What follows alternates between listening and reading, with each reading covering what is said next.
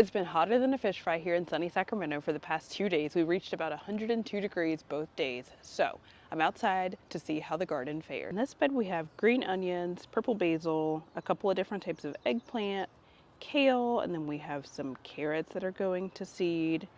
Lots of zinnias on the corners, of course, more eggplant, green beans. In this bed, we have chocolate sprinkles tomatoes. This tomato is really cool because it's a grape tomato and it ripens to a chocolatey, like brownish red color with green highlights. One of my top 5 tomatoes is also growing in this bed. It's a Black Beauty tomato. As you can see, the tomato itself is actually blackish purple right now. When it's ripe, it'll turn red on the shoulder and then it'll still have some black undertones. Spoiler alert, we're total tomato girlies, so we have tons of different tomatoes growing in our garden every single year.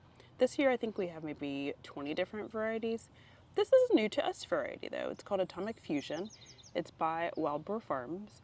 It's almost ripe. I think it turns like yellowish blue when it's fully ripened, but I'm super excited to taste this variety for the first time. In this bed we have Cherokee Purple tomatoes, which are one of our favorite heirloom varieties. We have these bagged up because guess what? The squirrels like our tomatoes just as much as we do. Speaking of tomatoes, here's another one of our favorites. This one is called 4th of July, and it's called that because it usually produces a flush of tomatoes just by the 4th of July.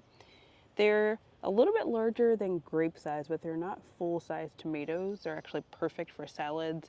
We like to use them for homemade salsa, but as you can see, this is one plant and it is so prolific. We just harvested probably 25 tomatoes off of this plant. Cucumber plants were a little bit slow to take off this year, but now they're finally thriving, and you know what? I think they like the shade from the tomatoes. This bed has tons of green beans, chives, a couple of different types of large slicing tomatoes, basil, zinnias, marigolds, and then if you look at the back, there's some beautiful long green beans. They're called yard long because they're literally a yard long, so they're not quite there at this point. We have a little bit longer to wait until harvest, but probably after today they'll be ready. But look how cute they are. This might be my absolute favorite bed this year because you know what? The tomatillos are taller than I am by maybe a foot at this point.